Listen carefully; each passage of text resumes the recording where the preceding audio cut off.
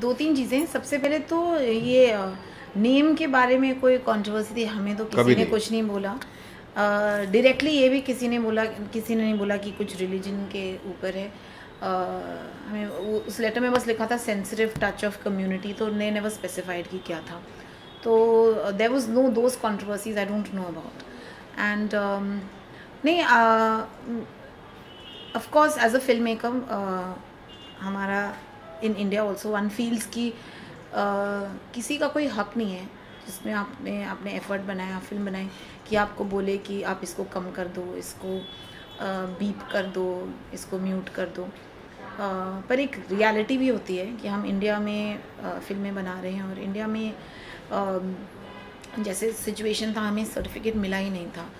तो इस सिचुएशन में, और जब एफकैट के सामने हमने अपना केस प्रेजेंट किया, I was quite satisfied with the attitude of FCAT. At least they understood the film. They at least had a conversation with us. मतलब at least they sat across the table and we were able to present our case. They understood the film. They did not. उनको ऐसा नहीं लगा कि what is this film, why, or any such thing. So keeping all that in mind, they also criticized the CBFC's decision. They were not in favor of that. So keeping all that in mind, when we got the direction from FCAT that we would request you to mute 2 cuss words and reduce a few seconds of some intimate scenes. I'm not would obviously never have liked to cut anything or mute anything, but I think considering that context, I sat with my editor and we thought that let's give it a shot. If it works out, अगर हम ठीक तरीके से ये हम कर सकते हैं, ये 10 seconds निकल जाएंगे तो ठीक है, नहीं होगा तो we'll oppose the decision. But I felt that we were able to do it.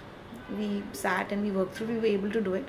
I'm not in favor of these kind of things. I don't think this is how it should happen.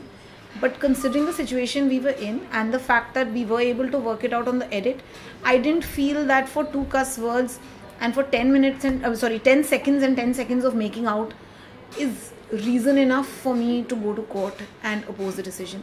If on principle they had not agreed to some thematic things in the film, I think there would be no question in my mind about going to court. But I did feel that overall they were supportive of the film.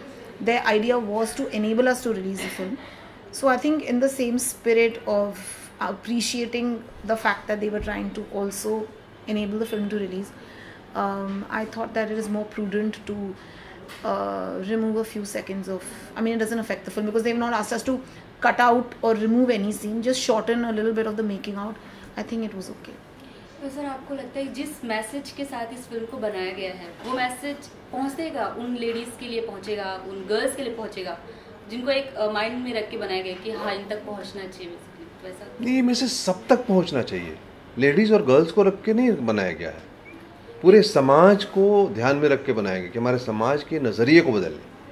ऐसा नहीं कि हम सिर्फ आदमी सोचते हैं, औरतें भी अपने बारे में वैसे ही सोचने लगी हैं जैसा कि आदमी चाहता है।